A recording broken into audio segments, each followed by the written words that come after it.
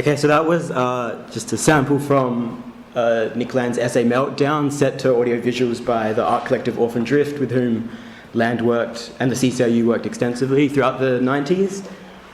So the last 2 weeks of this course are basically going to be breaking down what the hell was that kind of thing. Okay, yeah. Okay, so although all of Land's writings from the earliest polemics against Kant and capital that we've looked at over the past 3 weeks, to his more mature works on Deleuze and Guattari and cybernetics that we're going to look at in these last 2 weeks, although all of this is motivated by the same driving motive to critique anthropomorphism by confronting us with our own demise, from 1993 onwards, Land's works do differ in two key respects. So, firstly, I think what most clearly distinguishes his mature works from his earlier writings, Land reevaluates capitalism not as the human security system's repression of the excesses of the outside, but rather as the outside's own immanent meltdown of all our values, meanings, and beliefs. And more specifically, Land envisions capitalism's technological innovation in the fields of cybernetics and AI research as the ultimate transcendental horizon from whence to decode anthropic reason before what we'll come to see next week is a sublime artificial superintelligence. Okay, even though Land develops these two mature theses, as I'm calling them, simultaneously in the same works, for clarity's sake, this week we're just going to focus on Land's reassessment of capitalism before considering how this connects up with AI and cybernetics in the final week, Judgment Day, right? In both cases, however, the key work that inspires Land is Deleuze and Guattari's two-volume magnum opus, Capitalism and Schizophrenia. So again, breaking it up into two sections. This week we're going to, first I'm going to just provide an introduction to Deleuze and Guattari's joint work, before turning to examine how Land kind of modifies and reinterprets them in pretty significant ways. Okay, so part one. Okay, to understand Anti-Oedipus, the first volume of Deleuze and Guattari's Capitalism and Schizophrenia, published in 1972, I think it's first necessary to understand at least a little bit about the 1960s insurrectionary political and cultural climate in which the book was composed. So just as the young Land had hoped, in the United States, African Americans and women rose up in revolt against the racist Jim Crow laws and the oppressive patriarchal society to demand their civil rights. And much of society was also protesting against the American capitalist war machine in Vietnam in a direct challenge to capital's imperialist ambitions. In the year Anti-Oedipus was published, Land's own Britain saw a wave of factory occupations, national builders and dockers strikes, and the first national miners' strike in 46 years, with things only heating up the next year as hospital workers and civil servants joined in the industrial action. And the climax really came in 1973-4 when, in response to a miners' overtime ban, the Tory government put industry on a 3-day week to isolate workers, which only actually sparked a second national miners' strike.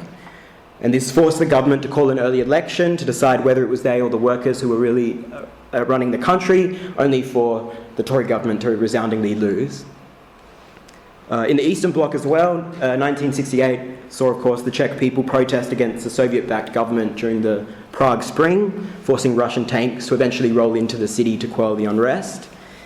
In China that same year, Mao Zedong called for a great proletarian Chinese Cultural Revolution, during which young students and workers were encouraged to directly confront the state apparatus to weed out the bourgeoisie suspected of having infiltrated its ranks. In Deleuze and Guattari's own Paris, students inspired by these Chinese Red Guards began protesting the Vietnam War. The police's violent response only angered more people into joining the protesters, eventually leading to the largest general wildcat strike in human history, which shut down most of France for the month of May, and even incited President Charles de Gaulle to briefly flee the country. So these are just a couple of examples, but the point is that all around the world, ordinary people were rising up against the capitalist imperialist machine to demand radical social cultural change and political rights for exploited workers and oppressed minorities. So it was in this insurrectionary atmosphere where new desires and identities were being fought for and won that Deleuze and Guattari wrote Anti-Oedipus.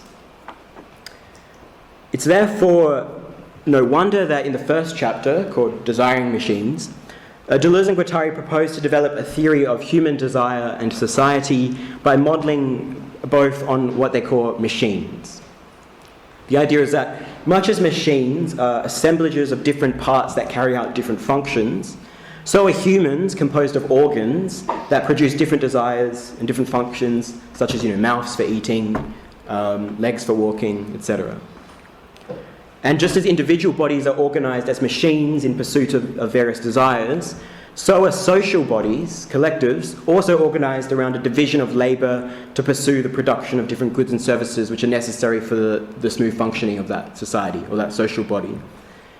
So every society is founded on what Deleuze and Guattari call a territorialization, coding, or stratification of the social body for the production of certain desires and the reproduction of the social machine which organises the whole process. And since every society is stratified around certain codes, this naturally leads to other possible codes being left out of that society's desiring production. So social change would then consist in a decoding, or what they call deterritorialization, of the present codes by overcoding them with new flows of desire.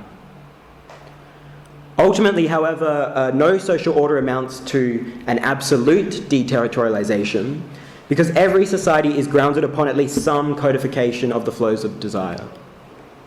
If the full satisfaction of all desires, or what Deleuze and Guattari call both the body without organs or the abstract machine, if this abstract machine or body without organs can never be realised, it's because it would mark the cessation of society in as much as every society is constituted by at least some kind of limited stratification of desire.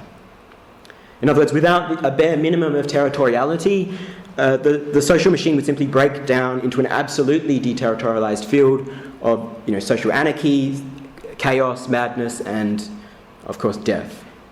So Deleuze and Guattari say, the full body without organs is the unproductive, the sterile, the unengendered, the unconsumable. Death instinct is its name, and death is not without model, because desire also desires death, because the full body of death is its immobile motor as it desires life, because the organs of life are working machines.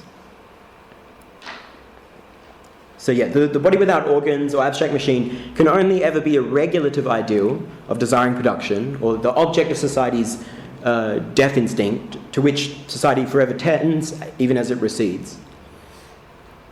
Okay. Now, Deleuze and Guattari also formalised these dynamics of territorialization, deterritorialization, and absolute deterritorialization. They also sort of recapitulate this in terms of three syntheses. So this is kind of just more jargon, but it's essentially recapitulating the same dynamics. But just to go through it, firstly, the paranoid desiring machine's connective synthesis codes and stratifies the full body without organs in order to effectuate a determinate desiring production, a certain territoriality of desire. Secondly, the miraculous machine's disjunctive synthesis marks that greater regulative ideal of the body without organs from whence the first synthesis recedes as it territorializes. And finally, the conjunctive synthesis marks the movement from a determinate desiring production to a greater intensive excursion into the body without organs, or in other words, from the first connective synthesis to the second disjunctive synthesis. Now, given that there are three syntheses at play here, Deleuze and Guattari also identify three different kinds of subjective positions that one can take towards all these dynamics. So firstly, the neurotic subject strives to maintain the current determinate territorialization of desiring production as the ultimate endpoint of all desire. Secondly, the pervert seeks an even greater territorialization than the neurotic in order to reinforce this status quo, this determinate desiring production, against the menace of potential deterritorializations and decodings. And finally, the schizo is the only subject that goes in the opposite direction to territorialization by seeking to deterritorialize the social codes and map the greater surface of the body without organs. So as we're going to see in a moment, it's ultimately the schizo that Deleuze and Guattari, as well as Land, affirm against the pervert and the neurotic. But I think we can already begin to see, or at least glimpse, why an anti-humanist and nihilist like Land is attracted to Deleuze and Guattari, inasmuch as they identified the limit of all desiring machines with death or the body without organs. They say, Deleuze and Guattari say, the model of death appears when the body without organs rejects and removes organs, no mouth, no language, no teeth, until its self-mutilation, until death. So given that the body without organs is identified with death, Deleuze and Guattari characterize living organisms, anything living, as neurotic stratifications of the full body without organs to serve that organism's specific desire for self-preservation, reproduction. So they go on, the organism is not at all the body without organs, but a strata on the body without organs, which is to say a phenomenon of accumulation, coagulation, sedimentation that imposes on it forms, functions, liaisons, dominant and hierarchical organizations, organized transcendences to extract from it useful work. If life stratifies the body without organs to reproduce itself, then a true materialism, a consummate materialism, could only amount to affirming the reality of this body without organs insofar as it indexes a greater reservoir of reality, or in some sense non-reality, non-being, beyond the living. So again, they say, we shall call matter the plane of consistency, or the body without organs, which is to say the unformed, unorganized, unstratified, or de-stratified body.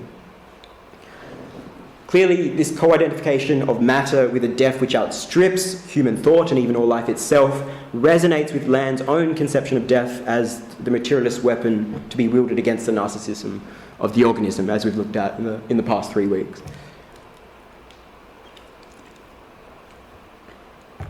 Okay, in Anti-Oedipus's second chapter, Psychoanalysis and Familiarism, the Holy Family, Deleuze and Guattari contrast their machinic conception of the unconscious to Freudian psychoanalysis's what they think is a more neurotic model of the unconscious.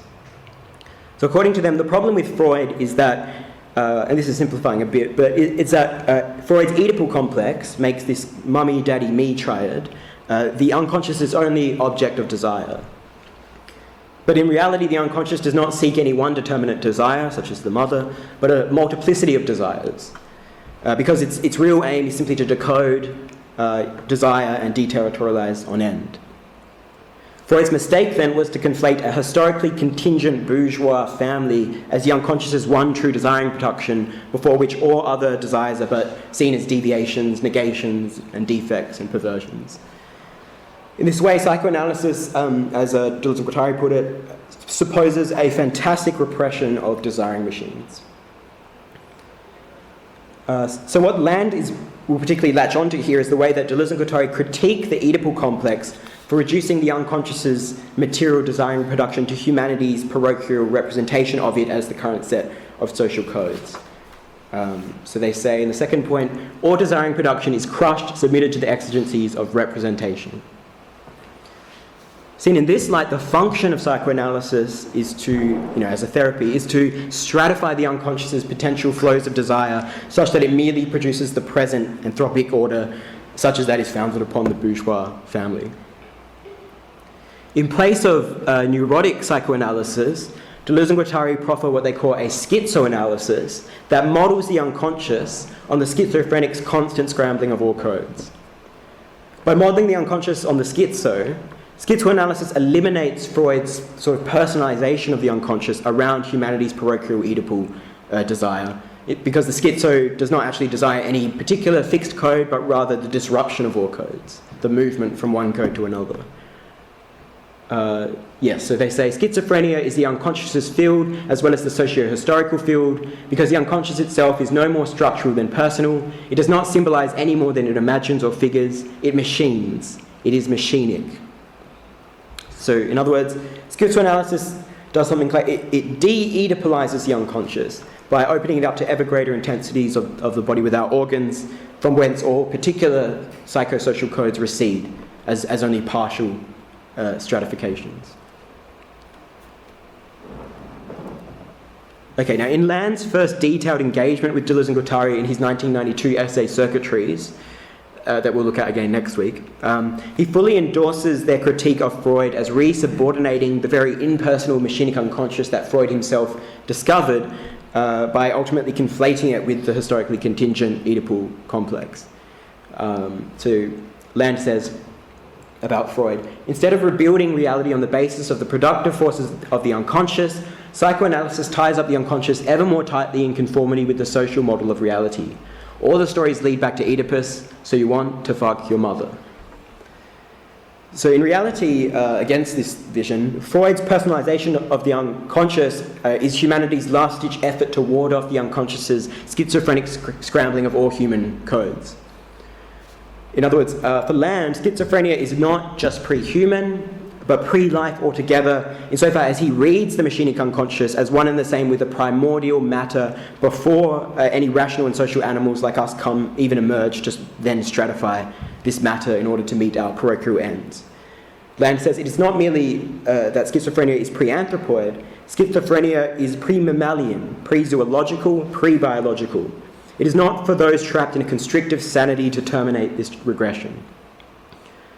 Again, it's not that the Oedipal complex is the primary process that, and schizophrenia is a mere defect or negation of true desire. On the contrary, it is schizophrenia that marks matter's larger alien reality, of which Oedipus is its neurotic stratified repression. Again, Land insists, far from being a specifiable defect of human central nervous system functioning, schizophrenia is the convergent motor of cyber-positive escalation and extraterritorial vastness to be discovered.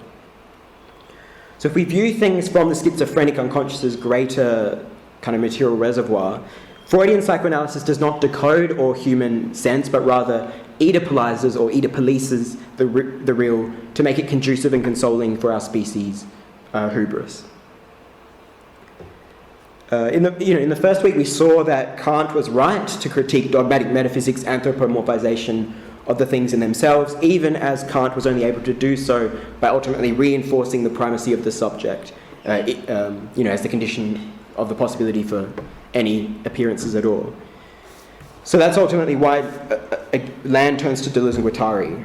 Namely, schizoanalysis materializes Kantian critique by confronting the anthropic subject, confronting the anthropocentric view of the subject as the synthesis of all objects with the reality of matter's own productive and synthetic forces, for which the human subject is just one arbitrary product or synthesis.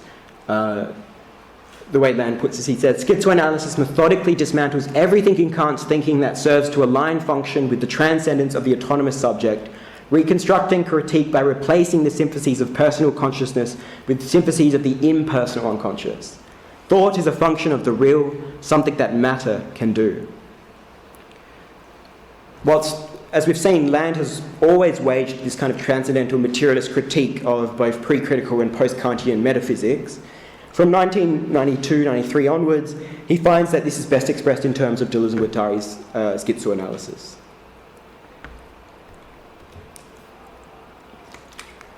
Okay, in the third chapter of Anti-Oedipus, called Savages, Barbarians, Civilized, Deleuze and Guattari turn from focusing on individual subjects, the neurotic, the pervert, the schizo, to turning from that to what they see as the three social regimes in history. So as I sort of proceed to go through them, I'm going to take special note of how Land's 1998 essay called Meat endorses all three regimes, in terms of the analysis of these regimes, whilst integrating his own earlier work on shamanic religion and cybernetics into each of them respectively. Okay, so the first regime. So the first savage society for Deleuze and Guattari territorialized the earth, the earth for the production of the necessary resources for survival, as well as encodes individuals' own bodies with various tribal and familial filiations which determine social hierarchies, marriage alliances, and child-rearing arrangements.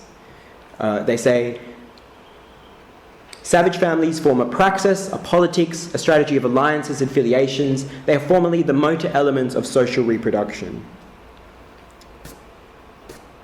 Okay, given that savage society is territorialized around fixed tribal and familial lineages and relations, Savage society's arch nemesis is anyone who transgresses these social codes. According to Land's Meat essay, the savage regime particularly betrays its own limits through its two highest taboos of incest on the one hand and cannibalism on the other. So, on the one hand, cannibalism is forbidden because it amounts to treating other humans' bodies as meat, in a way which ignores the precise social functions that are literally encoded on their bodies through tribal piercings and tattoos. And on the other hand, incest is similarly prohibited since it also treats our relatives as just another body with which to satiate sexual appetites, in a way which again ignores how each body is imprinted with precise familial relations, duties, and responsibilities.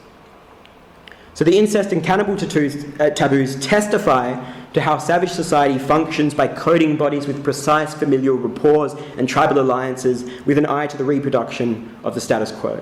Land says, incest and cannibalism are prescribed loops, short circuits, the avatars of a delirium indifferent to persons which the codes must segregate, condensing a totemic social order protected by taboo. Now, Land also argues in the Meat essay that savage social codes are also evident from their twofold approach to shamans. So, on the one hand, savage shamans engage in mystical, otherworldly experiences from whence they derive new, supposedly divine knowledge, only so as to introduce new rules and codes which reinforce and maintain the status quo when needed. In other words, shamanism is primitive society's socially acceptable way of rewriting its codes as supposedly as the god's authoritative legislation, only when it helps to fortify the same old hierarchies, identities, and social relations. At the same time, Land proffers another understanding of shamans as voyages into the body without organs realm of death, beyond all social codes altogether. So while savage society accepts a mitigated sort of bureaucratic shamanism, it violently rejects what Land distinguishes as this epidemic shamanism, inasmuch as this epidemic shamanism demands a radical scrambling of social codes rather than a mere modification, revolution rather than reform. So it's no wonder that it was often believed that the spirits with which the shamans communed literally removed the shaman's organs to make them, after all, a literal body without organs.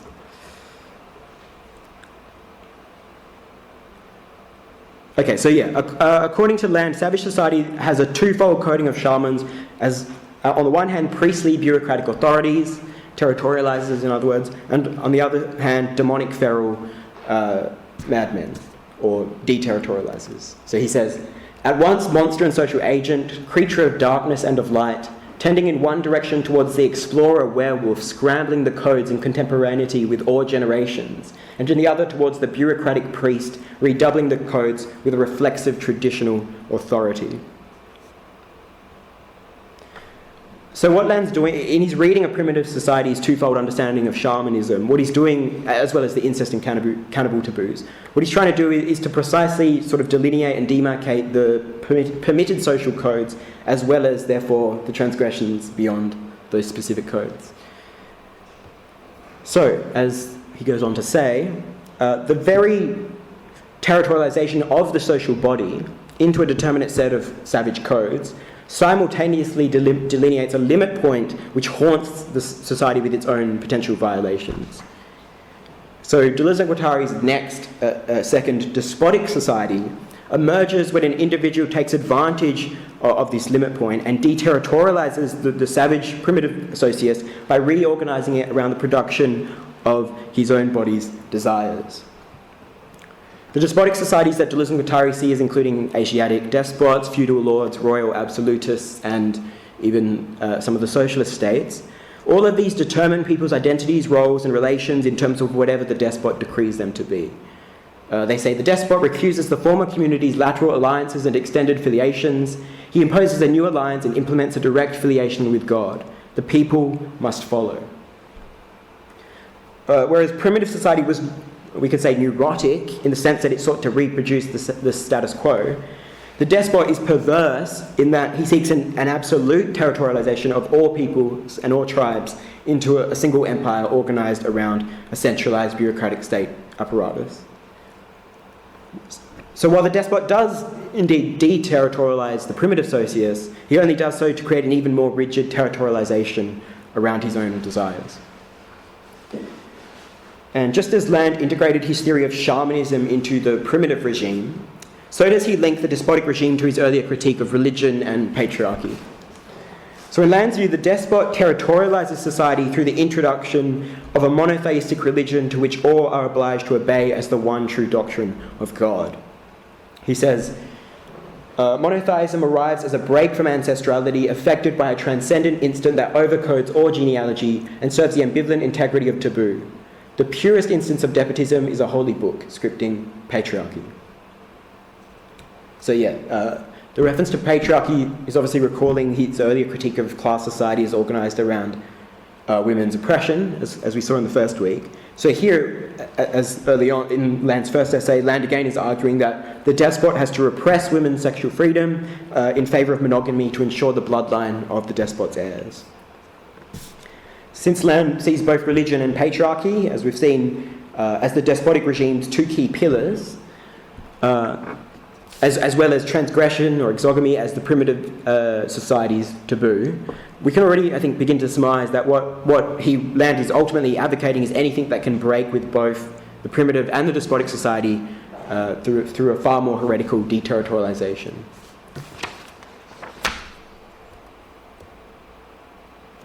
Okay. Now, given that the despot only deterritorializes primitive codes in order to re-territorialize in new and ever more perverse ways, Deleuze and Guattari explained that deterritorialization is only really let loose with the advent of the third capitalist regime.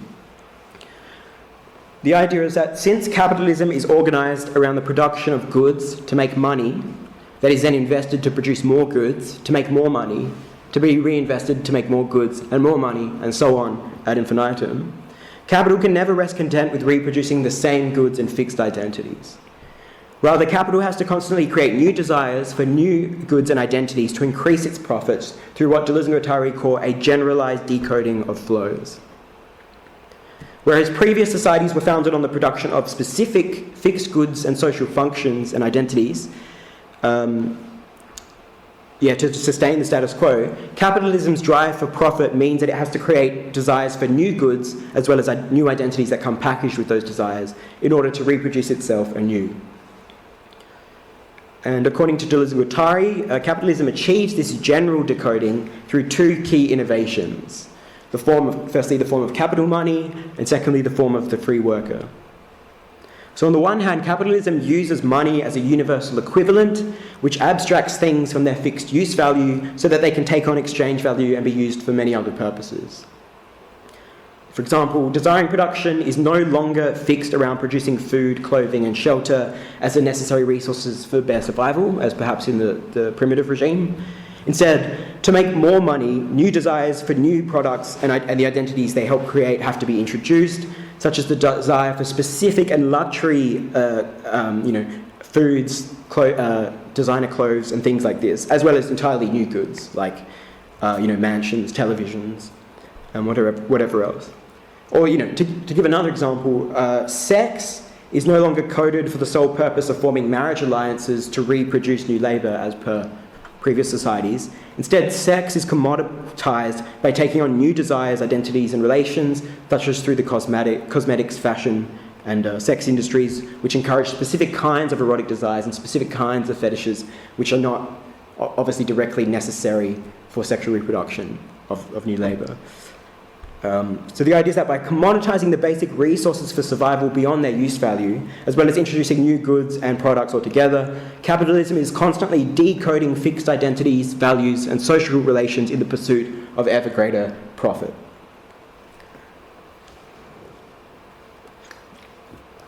So that's the innovation of the form of money.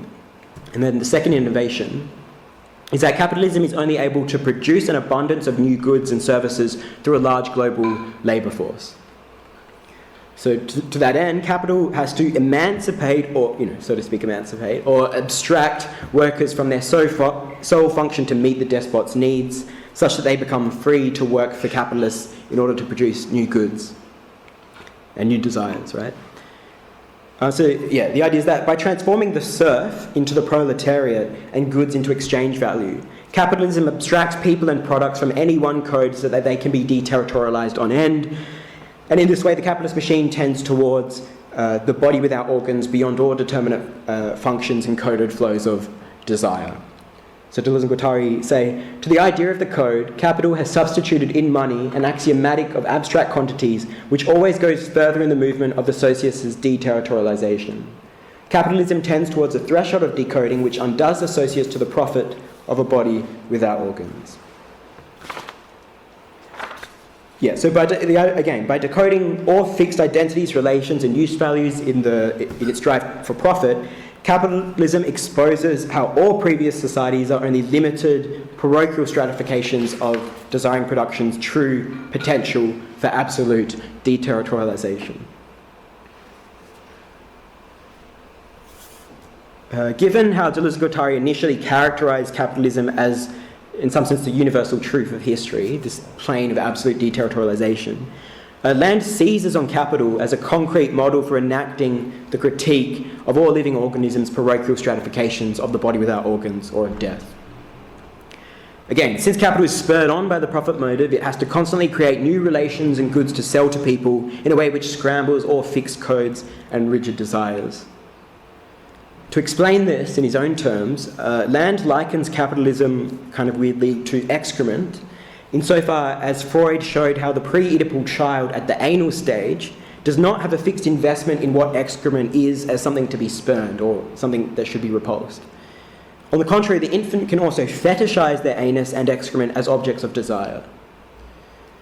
The child thus actually grasps better than the adult that their body parts are capable of many possible meanings and significations, all of which will later be repressed as the child submits to the Oedipal complex. So, it's a bizarre metaphor, really, or analogy. But the idea is that much as the child invests the anus with many possible desires that demonstrates the Oedipal complex to be one possible encryption of the body, so does capital's abstraction of things from their use value for the sake of maximizing exchange value deterritorialize them from any fixed codification in a way which makes them disposable and contingent commodities. Just to quote the analogy in full, Land says, if money is libidinized on the model of excrement, it is not because it conserves or reactivates an infantile fixation, but because it escapes stable investment. Shit is prototypical trash, and the infant, fascinated by excremental disassociations of its body, is anticipating the cyborg intensities of prosthetic, replaceable, and disposable body parts, an entire virtual field of substitution and transformations that dissipate the organism in techno-cultural space. The privatization of the anus is the social permission to destroy value, meaning, and progress. So what Land finds in Deleuze and Guattari's conception of capitalism is precisely the practical means for ceaselessly obsolescing our beliefs, identities, and desires as they're abstracted as commodities for their exchange value. And in fact, if Land even goes further than Deleuze and Guattari in his fervour for capitalism, it's because of how he modifies capital's second innovation of the transformation of the serf into free worker. Whereas Deleuze and Guattari see capitalism as liberating workers from the despot's land such that they can make new goods and services for the capitalists, Land notes, or rather focuses on how the capitalist drive for profit also leads them to revolutionize the productive forces by upgrading machinery and improving technology so that they need to pay the worker less and less to perform ever more efficient productivity. So given that capitalism tends to innovate machinery such that it is capable of performing what the worker is able to at ever more efficient rates, there is a general tendency to the automation of work as human labour power is ever more supplemented and even replaced outright by machines. Capitalism not only frees up the worker's labour power so that it can be used for other ends in meeting the despot's desires, it also autonomizes work altogether, thereby invading, alienating, and ultimately outperforming human labour altogether. So Land says, as regenerating commoditization deploys techniques to substitute for human activity accounted as wage costs, it obsolesces the animal, the organism. If Land finds capitalism's drive to automation more important than its creation of the free worker, it's because it permits an even greater and literal machinic deterritorialization from whence human stratification recedes. It thus demonstrates how capitalism is not a process within our control, but the inhuman body without organs, absolute deterritorialization incarnated in history. So it's no longer the proletariat that is the agent of revolutionary disruption now, the scrambling of codes. It's rather capitalism's own immanent machinic processes. Land goes on. Industrial machines dismantle the actuality of the proletariat, displacing it in the direction of cyborg hybridization and realizing the plasticity of labor power. Okay, now, although Deleuze and Guattari do argue that capitalism generalizes deterritorialization, they always qualify that it also re-territorializes, insofar as every capitalist decoding assumes a particular territorial identity to be sold as a determinate commodity on the market, even if that it is only to be decoded anew. So, for example, while the desire to assume the identity of the latest Instagram influencers' fashion style may decode former identities, it itself instills a new determinate identity, at least until the next fashion trend comes along to decode the prior one. And moreover, as we saw Land himself already argue in his first essay, in the first week, Deleuze and Guattari also argue that even capitalism is ultimately reliant on both the family and the state's basic organisation for social production and reproduction. Without the Oedipal family, there would be no way to reproduce a docile workforce to dutifully sell their labour power to the capitalists on the market. And without the state, there would be no way to control wages, enforce property relations, police rebellious workers, and regulate monopolies and overproduction, all of which create, the conditions favourable to capital accumulation. So Deleuze and Guattari qualify: capitalism instaurs or restores all sorts of residual territorialities and imaginary or symbolic artifices on which it attempts, for better or worse, to recode, to stamp derived persons of abstract quantities, all repasses or returns, states, homelands, families. So again, without this bare minimum of territoriality, even the capitalist machine would simply break down in a truly deterritorialized field of chaos, social collapse and anarchy. Ultimately then, Deleuze and Guattari only see capitalism as what they call a relative limit of all other societies, even as capital is itself destratified before an absolute limit of the body without organs modelled on death itself. In Anti-Oedipus's final chapter, Introduction to Schizoanalysis, Deleuze and Guattari argue that if capitalism is still only a relative limit to deterritorialization, the absolute limit can only be reached through a revolution against capitalism. They say, schizophrenia is thus not the identity of the capitalist, but on the contrary, its difference, its distance, and its death. Whereas savage, despotic, and capitalist machines all rest on at least a minimum of fixed codification, the revolutionary schizo would ceaselessly decode and deterritorialize without any stratification whatsoever. They say, destroy, destroy. The task of schizoanalysis passes by destruction. Destroy Oedipus, the illusion of the ego, the puppet of the superego, the guilt, the law, castration.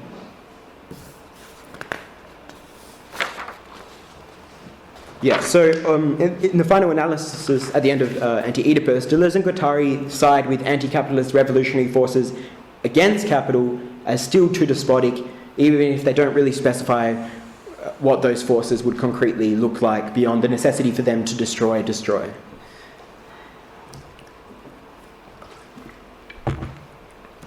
Okay, in his 1992 Circuitries essay, Land initially agrees with Deleuze and Guattari's analysis of capitalism's re-territorializing tendencies in continuity with his own critique of capital as only passing by way of the outside so as to reinforce the human security system. Even as Land celebrates capital's autonomizing tendency as hastening the human organism's expiry date, he qualifies that capitalism is a relative limit since it is still an anthropoid arrangement of codes for the sake of the species' reproduction. He says, social organism blocks off the body without organs, substituting a territorial, despotic, or capitalist socius as an apparent principle of production, separating desire from what it can do. So for the Land of 1992, it is only future technology that fully maps the surface of the body without organs. whilst tending to see capital's technological advancement as leading to absolute deterritorialization, Land maintains at this point a clear distinction between a still or too human capitalist machine and its disfigured organless AI seed. At this point, Land agrees with Deleuze and Guattari that capitalism is, as he says, undeveloped schizophrenia, even as he has gone a little bit further than them by identifying cybernetics as the concrete model for schizophrenic revolution. Yeah, so even as Land's first extended engagement with Deleuze and Guattari already betrays a greater fascination in capital's dehumanizing processes than Deleuze and Guattari ever harbour, Land ultimately maintains their reservation by seeing capital as a relative limit that will only be overcome with the advent of its AI seed. In The Thirst for Annihilation, published in the same year as Circuitries, 1992, Land expresses a similar ambivalence towards capitalism as Deleuze and Guattari. Although neither Deleuze and Guattari nor capitalism are the focus of this book, Land does occasionally note, following Marx, that capitalism marks what Land calls a proto-schizophrenic liquidation of all old values into air.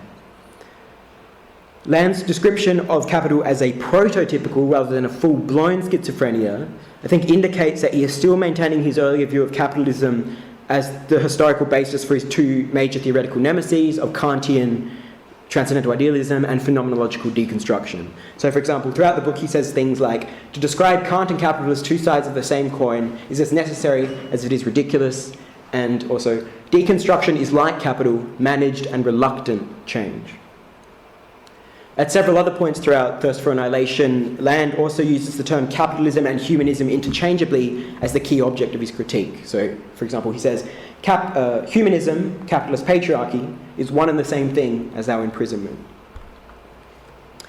Although Land at times argues, he says, for example, that capital creates unemployment due to a basic tendency to overproduction, in a way that might seem to champion the excess of a Bataillean general economy beyond use value, Land also qualifies that capital equally disavows that there are any crises of overproduction in favour of claiming that demand always finds its supply through price signals, at least in the long run. So, for example, he says, capitalism then is the projection of the most extreme possible refusal of expenditure. So while both Thirst for Annihilation and Circuitries expresses a fascination with capital's nihilistic impulses more so than Land's earlier writings, they are both far from the unreserved adoration of capital that Land will come to express just 1 year later in 1993, and that we'll look at after we take some questions in a break. Okay, all right, so in what I really think is the landmark 1993 essay called Making It with Death, Thanatos and Desiring Production, it's here where the mature Land, as I'm calling him, decisively emerges by radicalising Deleuze and Guattari in two key ways. Firstly, Land redefines capitalism as the absolute limit, not just a relative limit, but the absolute limit, such that schizoanalysis comes to be the ideological expression of capitalism rather than the expression of some kind of anti-capitalist revolution. And moreover, Land also charges Deleuze and Guattari with retreating from their initial program to destroy in Capitalism and Schizophrenia's second volume, 1,000 Plateaus, specifically out of a fear of humanity's inevitable demise. Now, just as it was necessary to situate Anti-Oedipus in the context of the 60s, so must we contextualise Land's creative reading of Deleuze and Guattari in terms of the 70s and 80s. So, I mean, already by June 1968, the revolting French workers and students had been coaxed back into returning to work in university through the promise of reforms and a new election in which the Gaullist Union for the Defence of the Republic received an even greater majority. While much of French society did continue to revolt into the next decade, the left was further coaxed into peacefully resolving things through the ballot box in 1981, when the Socialist Party's presidential candidate, François Mitterrand, promised sweeping reforms. Only 2 years into his presidency, however, Mitterrand turned his back on the left to implement neoliberal economic policies and austerity measures. Outside Europe and North America, neoliberal policies of privatizing public assets and cutting social expenditure had already been forced onto the Chilean people when Augusto Pinochet staged a military coup that overthrew Salvador Allende's democratically elected socialist government in 1973. After Deng Xiaoping took over leadership of the Chinese government in the wake of Mao's death, he also repudiated the Cultural Revolution's excesses and opened up labour and industry to Western investment, all the while retaining a strong, centralised party-state apparatus. In the West, the 1980s world debt crisis similarly led to an abandonment of state-oriented Keynesian solutions as Margaret Thatcher became British Prime Minister in 1979 and Ronald Reagan US President in 1981. Throughout the 80s, Thatcher and Reagan systematically destroyed the trade unions that had won so many gains over the past few decades, abolished labour regulations, loosened capital controls, deregulated finance, privatised state-owned enterprises, cut taxes for the rich, gutted the welfare state, and downsized government services. At the same time, they both invested massively in military spending, state military spending, to enact aggressive foreign policies, for example, which saw Thatcher go to war over the Falkland in 1982 and Reagan attempt to stop the spread of communism, or so-called communism. With the collapse of the Soviet Union and the Eastern Bloc in 1992, the International Monetary Fund and World Bank lent out loans to the liberated yet extremely poor and impoverished countries on condition that they restructure their economies to make them conducive to the free market. By the mid-90s, in which the mature land emerges, even the Democrats Bill Clinton and the UK Labour Party's Tony Blair were incorporating neoliberal economic policies into their programs under the pretense of delivering a socially progressive agenda. So despite the dictatorships, growing inequality gap and spread of war, economic advisors championed the free market and small government model as the only path towards auspicious growth and prosperity, or what neoconservative Francois Fukuyama famously proclaimed, borrowing the term from Hegel, the end of history with globalised capital. In light of the defeat of any left alternative to capitalism, certain French philosophers and former Marxists like Francois Lyotard and Jean Baudrillard, both of whom Lander references, if only in passing, modified Deleuze and Guattari's theory of capitalism to befit the times. So in his 1972 book, Libidinal Economy, among other works, Lyotard argued that whereas Communist Party's status project simply returned to a despotic territorialization of the socius, capitalism was a truly revolutionary deterritorializing of all codes and identities on end. Given that, as Lyotard puts it, there is no exteriority to capital that capital cannot breach, capitalism can only be one and the same with the body without organs of absolute deterritorialization itself. Lyotard says, the body without organs, the socius, has no limit. It maps back everything onto itself. This mapping process, this absorption of energy upon a socius that attracts and destroys production, this is capitalism. For Lyotard, schizoanalysis is not the ideological expression of, for example, a proletarian revolt against capital. It's rather the expression of capital itself. And this elucidates for Lyotard why Deleuze and Guattari seldom mention the now obsolete notion of proletarian class struggle. He says the book's silence on class struggle leads one to believe that for the authors, the true politics today is in fact that of men who struggle to become inhuman. What Lyotard's reading of Deleuze and Guattari essentially does is radicalise capitalism as the inhuman flow of desire beyond socialism's despotic backstep into rigid social codes and hierarchies, as exemplified for him by the socialist states. In his 1976 book, Symbolic Exchange and Death, Baudrillard draws upon Bataille's general economy and Freud's death drive that we looked at last week, among other influences, in order to develop a concept of the symbolic as that which exceeds the utilitarian reality principle. Where Marxism only critiques capitalism allegedly out of a nostalgia for an older form of utilitarian production, symbolic exchange marks a revolution modelled on the excesses of gift-giving, sacrifice, and, once again, death. Although Baudrillard still hesitates in 1976 in seeing capitalism as still too utilitarian, he ultimately concludes that capitalism is the ultimate form of symbolic exchange. Whereas previous societies were organised around the production of real desires and use values, postmodern capitalist society eliminates natural production in favour of the pure consumption of simulated or hyper-real desires. Again, it's the same idea, namely that through the need to make money or profit, capitalism creates new desires and needs beyond our basic drives for self-preservation.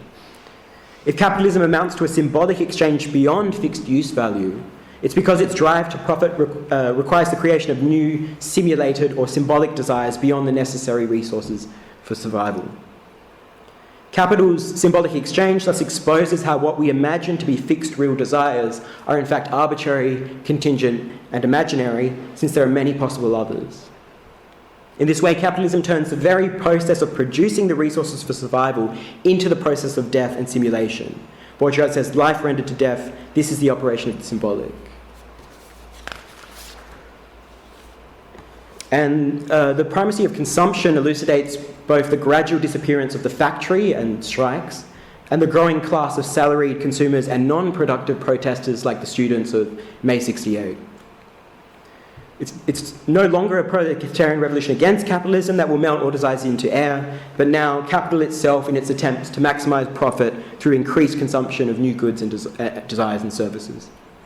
So Baudrillard says, it is not the revolution which ends all this, it is capital itself. It is this which abolishes social determination by the mode of production. Now, as we're going to see next week, in more detail, as per the mature land, Baudrillard sees capital's symbolic exchange as not only embodied by human labour's increasing automation since the industrial era, but particularly through cybernetics, digital interfaces, and biogenetics' increasing capacities to radically alter human identity and basic biochemistry altogether in the postmodern age. Baudrillard says, it is in the genetic code that the geneses of simulacra today find their complete form. While Baudrillard in '76 still suggests that capitalism might be overthrown by pursuing desires that are not offered by the capitalist system, and particularly the media that advertises its products, in all of his subsequent works, he ultimately abandons this reservation in the face of capital's ability to commoditize seemingly every point of resistance through the circulation of symbolic exchange. So in what clearly anticipates what we're going to see is Land's mature reading of Deleuze and Guattari, Baudrillard and Lyotard reevaluate the revolution against capitalism as merely a desire for older, fixed identities and desires, which capitalism obliterates through the creation of ever more simulated desires and hyperreal needs.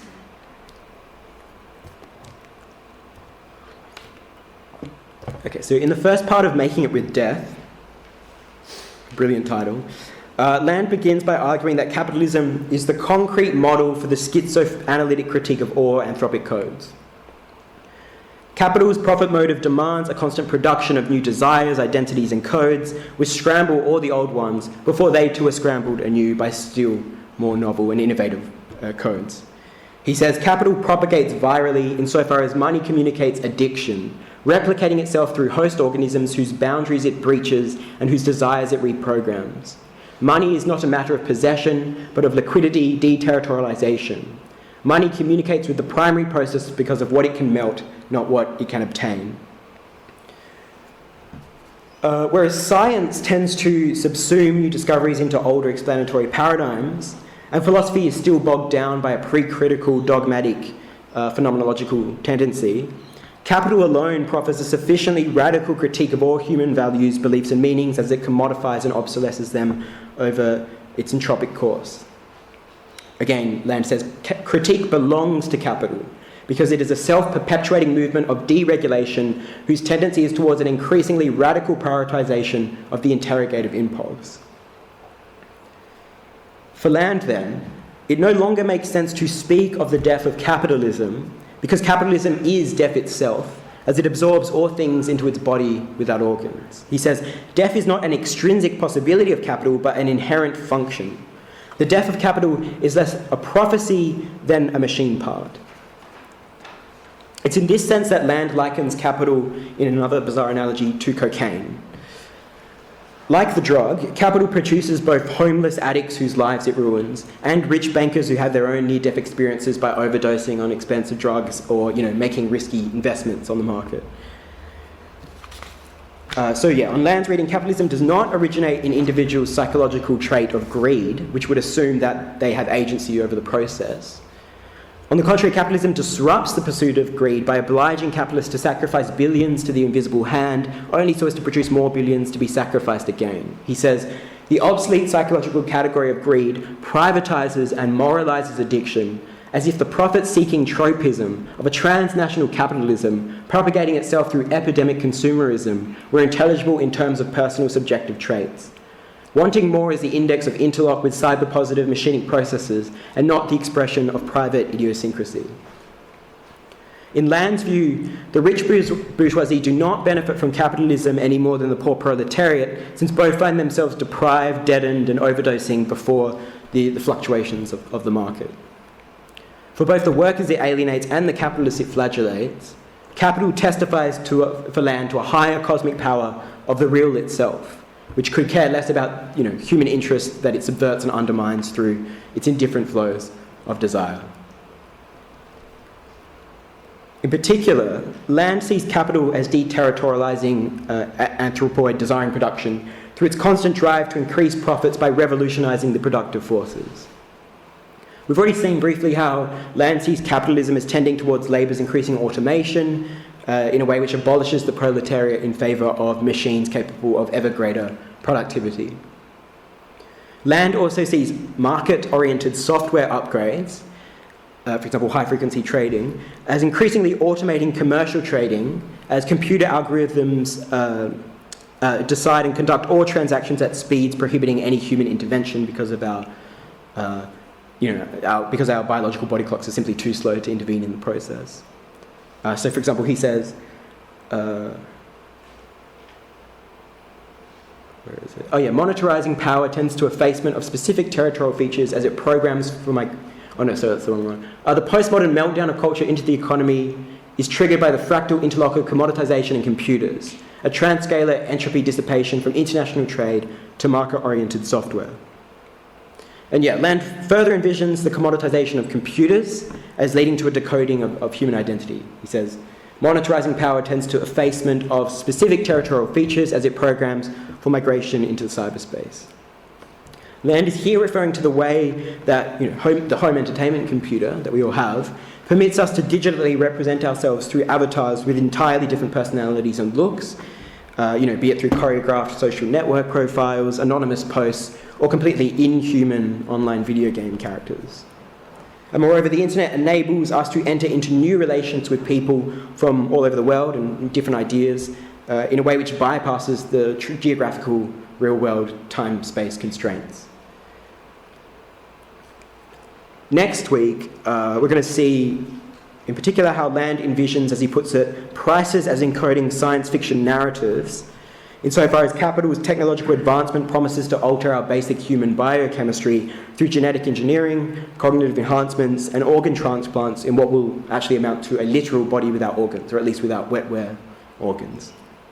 He says, as you speed up the industrialization simulation, you see it converge with slow motion butchery, chopping up the body into trade format, interchangeable parts.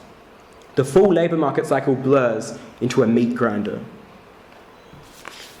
Although Land is all for capitalism, his position here, I think it's interesting, is actually closer to anti-capitalists than it is to those who think capitalism is beneficial to humankind, since it is anti-capitalists, particularly Marxists, who grasp that capitalism is a profoundly dehumanizing process which strips us of our autonomy by submitting us to inhuman market forces.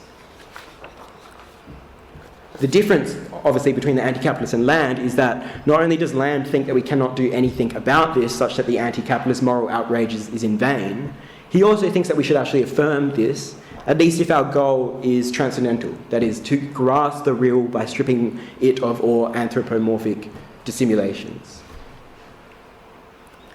Seen in this way, the anti-capitalist struggle is but the last-ditch effort to slow down and regulate our own species' extinction through a secular recapitulation of Socrates' dream of the soul's immortality. Land says modern existence is understood as profoundly deadened by the real submission of humane values to an impersonal productivity. The death core of capital is thought as the object of critique.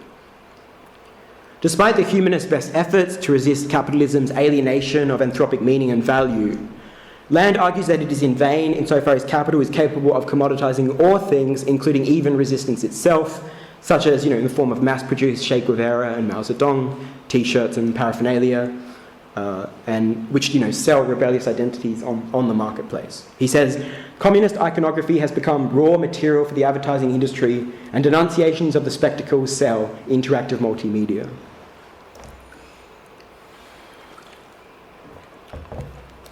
As far as Land is concerned, Deleuze and Guattari are capitalism's greatest ideologues, in the good sense of the term ideologue here.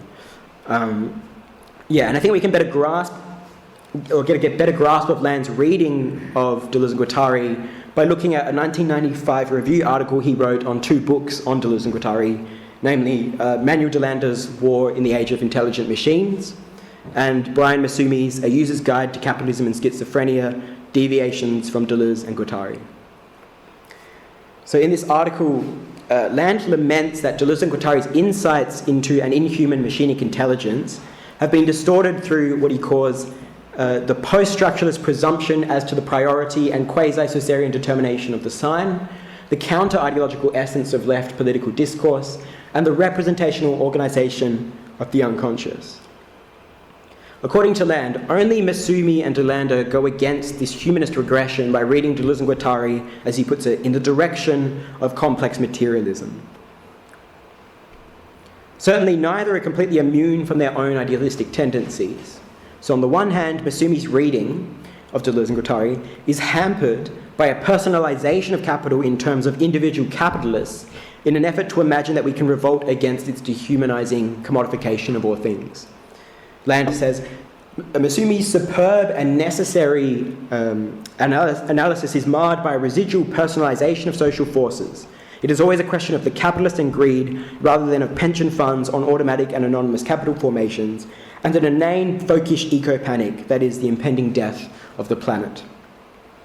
While Masumi's prescription for an anarchic, anti-capitalist revolution is certainly opposed to Socialist Party's statist and quasi-despotic stratifications, it still misses for Land that the truly deterritorializing force is the market itself, is the death of the planet, in other words. Although Delander also writes in what Land calls a mathematico-scientific mode that still retains transcendent features, Land thinks that Delander grasps better than Masumi how social regimes and military apparatuses are self-organizing agents of deterritorialization over which humans have no control. He says, Delander is far closer to the cutting edge of deterritorialization, finding its effects registered even in the command kernels of military apparatuses and industrial regimes, as self-organising matter breaks out of its constriction with anthropomorphic control schemas. It's this materialist reading of Deleuze and Guattari that Land pursues against what he dismisses as a kind of regressive, idealist, structuralist and leftist hermeneutics of humanist repression. Okay, if Masumi receives stronger rebuke than Delander, it is because Land ultimately sees the schizophrenic processes that Deleuze and Guattari trace as best incarnated by the very capitalist system that Masumi denounces. Consequently, schizoanalysis is not to be seen as the discourse of an anti-capitalist revolutionary movement, but rather that of capitalism's own immanent dynamics. Capitalism is not to be mistaken for a creation of human civilization, but for the real's own productive process that promises to obliterate humans altogether in its deterritorializing field. Again, capitalism does not produce so as to enrich the bourgeoisie, it simply produces so as to produce, which is to say decode, deterritorialize, and destroy, without mercy. Land says the deep secret of capital as process is its incommensurability with the preservation of bourgeois civilization. As capital evolves, the increasingly absurd rationalization of production for profit peels away like a cheap veneer from the positive feedback detonation of production for production. So seen in this way, schizoanalysis formalizes the cosmos's destructive becoming in the socio-historical guise of global capitalism. Since schizoanalysis models matter on death, or the body without organs, capital's destructive processes should not be seen as a privation, negation, or defect. On the contrary, it is our human efforts to halt and impede the flow of capital that marks the privation or defect of matters, what Land calls matter's transcendental desert of primary production. Again, capital's abstract machine is not abstract in the sense of being a boundary concept internal to thought, as in Kant, but in the sense that it speaks to a greater material reservoir of impersonal dynamics which decodes all anthropoid strata in what Land calls its greater reality of abstraction. When seen from the point of view of the capitalist body without organs, any attempt to regulate capital can thus only amount to a vain, dogmatic or pre-critical conflation of a finite ideal object, the human, for the conditions of all synthetic production.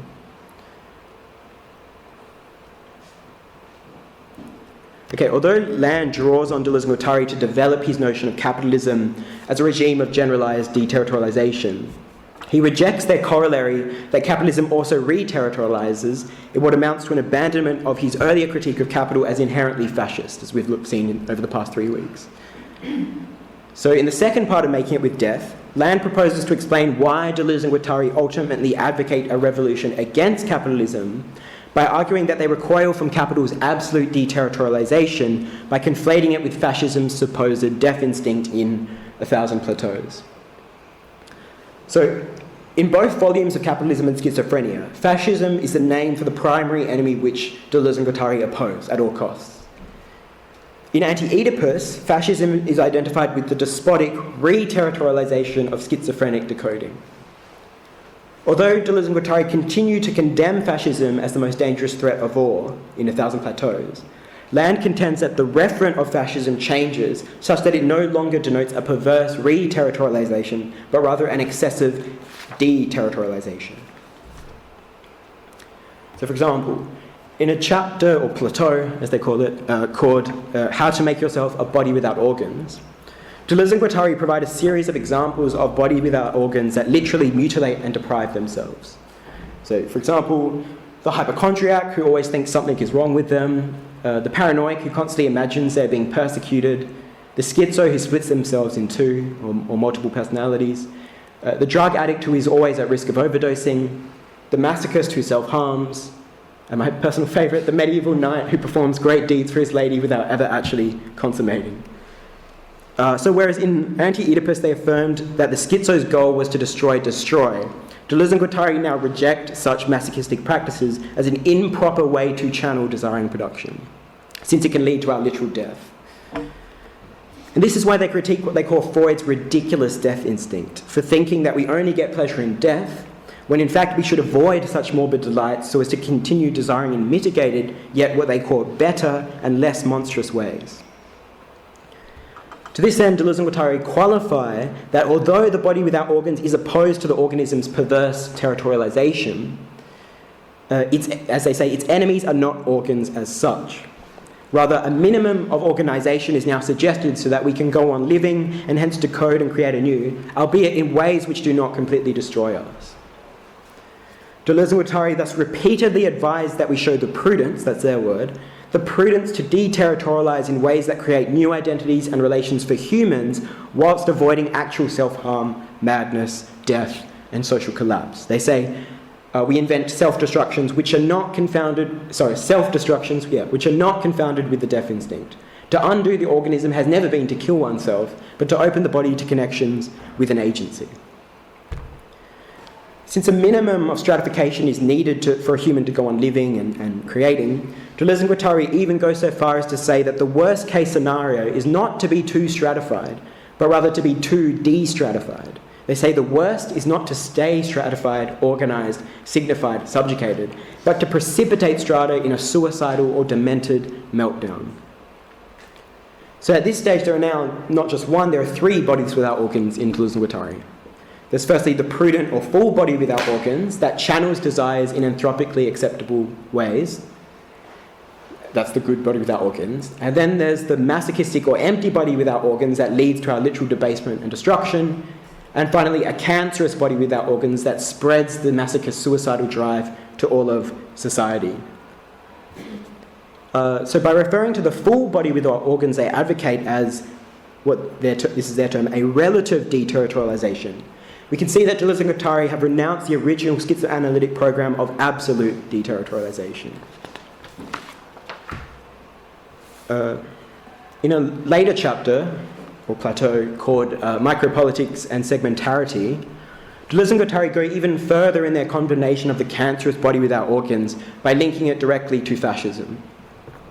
Drawing on Paul Virilio's notion of fascism as what he calls a suicidal machine, Deleuze and Guattari now make a distinction between totalitarianism on the one hand and fascism on the other. Whereas totalitarian states like the Stalinist regimes are despotic in that they seek perverse levels of re-territorialization, fascism goes in the opposite direction by seeking to mercilessly deterritorialize every aspect of life, from the family and the school to the bureaucracy and the state itself, in what Deleuze and Guattari call a realized nihilism before which nothing is too sacred to annihilate. They say there is fascism when a war machine is installed in each hole, in each niche. This is the micro-political or molecular power that renders fascism dangerous because it is a mass movement, a cancerous body, rather than a totalitarian organism. In light of their new conception of fascism, Deleuze and Guattari now identify 4 key dangers that schizoanalysis must avoid. The first is the neurotic fear of being decoded at all, which is the same as anti-Oedipus. But then the second is the empty drug addict's illusory clarity by which they imagine to have obtained absolute deterritorialization by literally harming themselves. The despot is the third, because he only decodes so as to recode in ever more perverse ways. Again, that's the same as anti-Oedipus. But then the gravest danger of all is to spread like a cancer the drug addict's micro-fascist death instinct to all of society by wielding the state to this suicidal end. They say instead of connecting oneself with other lines and augmenting their valences each time, it turns to destruction, pure and simple abolition, passion for abolition. Against this, Deleuze and Guattari admonish that we compromise even with the neurotic and the perverse re-territorializations if they help us to stave off the fascist absolute deterritorialization. They say all the dangers of other lines are minor besides this danger. As Land laments, whereas Deleuze and Guattari initially opposed fascism for impeding the schizo's program to destroy, they now condemn it for nihilistically destroying all humans' values, meanings, and significations without restraint. In this way, 1,000 Plateaus marks a kind of Oedipal counter-revolution against anti-Oedipus' schizoanalytic program in the name of allegedly standing against Nazism. In light of the knee-jerk allergic reaction that Nazism and its corollaries of the Holocaust and the Second World War instantly, invoke, Deleuze and Guattari render every liberal, humanist, and even religious stance acceptable so long as it contributes to a united front against the most horrendous evil of all. So I'll just quote Land in full here because he says it really well. He says, "The politics of anti-Oedipus, allied to the molecular dissolution process flowing out of the impersonal energy core of capital, are threatened by familiar neuroticization.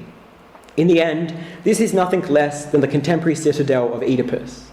If you don't obey, you'll become a Nazi. Attach yourself to the molar aggregates and you become like Mussolini, but attach yourself to the untamed molecular flows and you become like Hitler. Once this is accepted, there is no limit to the resurrection of prescriptive neo-archaisms that come breaking back as a bulwark against the jackbooted unconscious, liberal humanism, watered-down paganism, and even the stinking relics of Judeo-Christian moralism. Anything is welcome as long as it hates desire and shores up the cop in everyone's heads." On Land's reading, then, Deleuze and Guattari retreat from the absolute deterritorialization that they themselves once advocated upon the realization that this can only amount to the organism's complete destruction. And moreover, Land goes on to argue, this retreat can account for why Deleuze and Guattari advocated an anti-capitalist revolutionary politics in anti-Oedipus. Here, I think what's going on is that Land is reading their critique of fascism in 1,000 Plateaus for deterritorializing too much, back into anti-Oedipus' critique of capital's fascist tendencies as not opposing capital because it re-territorializes, but because it deterritorializes too much. In light of their re-evaluation of fascism as absolute deterritorialization, Land suggests that Deleuze and Guattari's reason for rejecting capitalism's fascistic proclivities in the first volume, in Anti-Oedipus, was that it was too, not that it was too territorializing, but that it wasn't territorializing enough. And this explains why Deleuze and Guattari ultimately resorted to a revolutionary anti-capitalist politics, which they themselves acknowledge has only ever led to the despotic re-territorialization of the socialist states, of Stalinism, Maoism, and so on. So Land says, deterritorialization is to be treated as suspect. Dissent finds itself in the conservative role of regenerating a faculty of moral censure, occupying a space of accusation. It is no exaggeration to suggest that the theory of a black hole effect or too sudden destratification threatens to cripple and domesticate the entire massive achievement of Deleuze and Guattari's joint work. For Land, if deterritorialization is to be limited to only what humans can create and control, matter is once again reduced to just an inert, unproductive object which is synthesized by the human subject. Instead, a real materialism like the one at least initially advocated in Anti-Oedipus would have to affirm that matter is itself productive, such that the human organism is just one contingent synthesis which with no claims to exhaust desire and production, even in its most creative endeavours.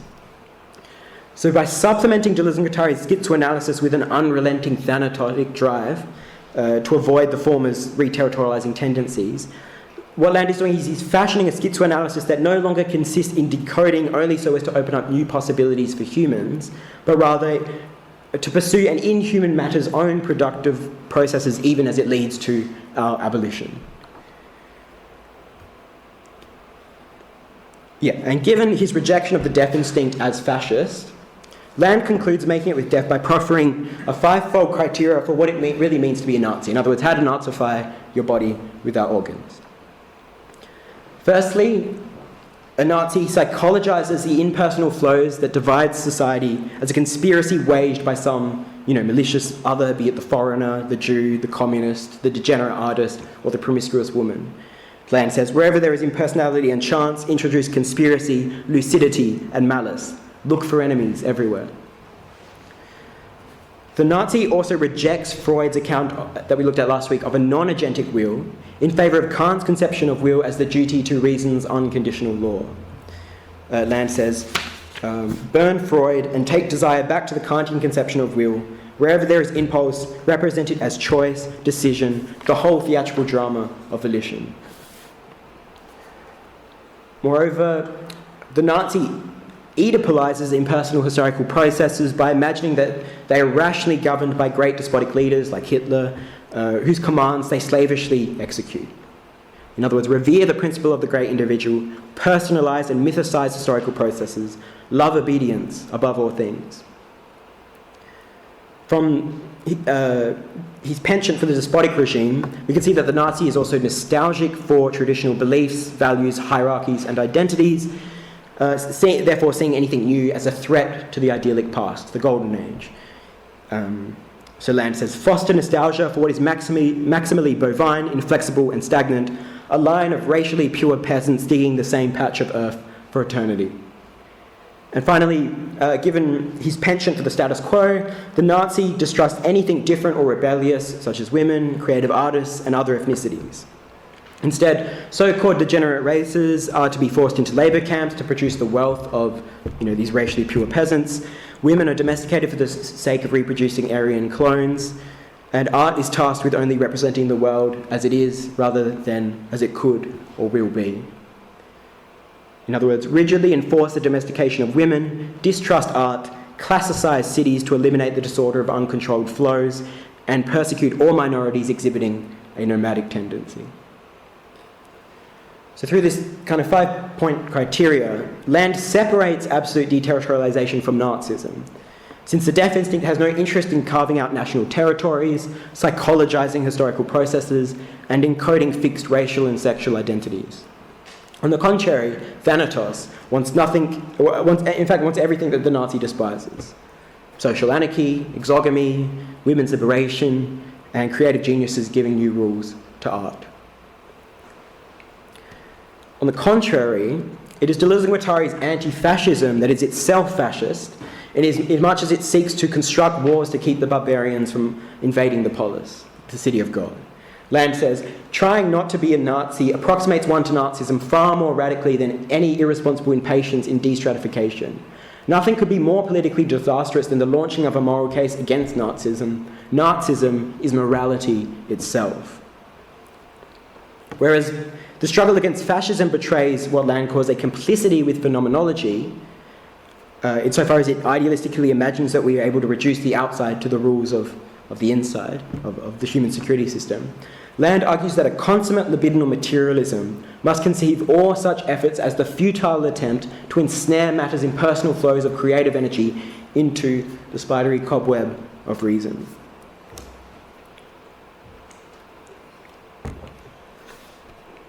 Okay, it's because of the split between anti-Oedipus and A Thousand Plateaus' understanding of fascism that two factions emerged at the 1995 Virtual Futures Conference held at Land's Warwick University. Whereas the Warwick Deleuzians, as they were called, led by Land, affirmed that schizoanalysis meant to destroy without limit or restraint, the American Deleuzians, led by Manuel de Landa, wanted to maintain the caution of A Thousand Plateaus. The initial responses to Land's meltdown essay, which that's what the clip was from at the beginning, whereas the initial responses misinterpreted him at first as a technophobic critic of anti-Oedipus as leading to human extermination at the hands of future technology. It soon became clear that although Land did see cybernetics deterritorialization as tending towards human extinction, he was actually advocating this. As Charles Stovall wrote in a report of the conference, whereas more orthodox Deleuzians like David Parash thought that too much deterritorialization was irresponsible, Land argued that the very category of responsibility was re-territorializing impersonal machinic flows and hence essentially fascist. So Stovall recalls, Parash said that such pleasure might turn quickly to other things and that there is something irresponsible in unleashing this apocalyptic view as a form of pleasure. Land said he had a lack of sympathy with responsibility as a concept, that it constitutes a crushing form of stratification. He asked further at the end of the day, does being responsible really put you on the side of the angels? From this debate, I think we can see that Land's argument against A Thousand Plateaus and the American Deleuzians' caution is that they are not on the side of the angels, but rather on the side of the fallen angel, right? Or the fascists, who seek to re-stratify and humanize the machinic unconscious. And in any case, Land concludes, we cannot stop an inhuman reality's desiring production even if we wanted to. Okay, given Land's reassessment of capitalism as the agent rather than the impediment to the excesses of the outside, the final question is, what does the mature Land now think of the insurrectionary anti-capitalist resistance that he once advocated? I think the mature Land recognises two kinds of socialism. On the one hand, as per the Deleuze and Guattari of anti-Oedipus, socialism is the critique of capitalism in the name of a greater productive force that capitalist dynamics supposedly impedes. To this, Land objects that what socialists are really critiquing is not capitalism, but older despotic regimes that inhibit capitalism's full potentiality from which is still to come. So, for example, he says, only proto-capitalism has ever been critiqued.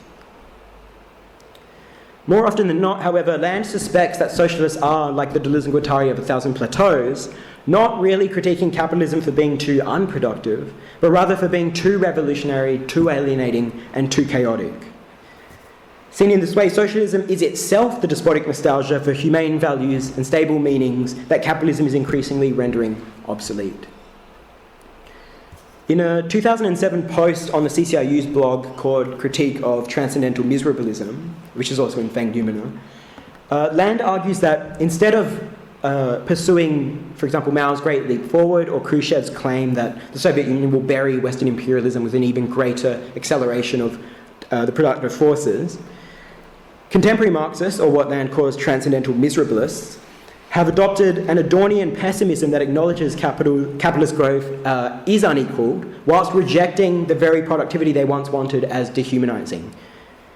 So he says, all that survives of Marx is a psychological bundle of resentments and disgruntlements, reducible to the word capitalism in its vague and negative employment, as the name for everything that hurts.